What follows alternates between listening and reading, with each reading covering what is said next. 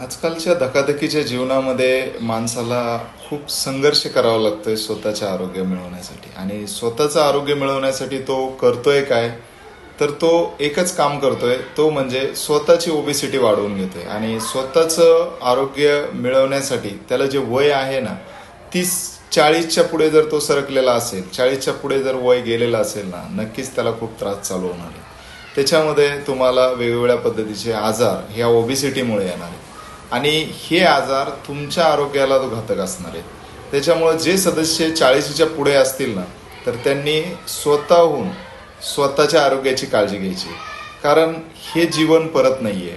आणि हे जीवन जर परत मिळवायचं असेल, परत नवजीवन मिळवायचं असेल, तर नक्कीच तुम्ही वेलनेस फॅमिलीबरोबर कनेक्ट राहा. कोणतीही वेलनेस फॅमिली असू द्या.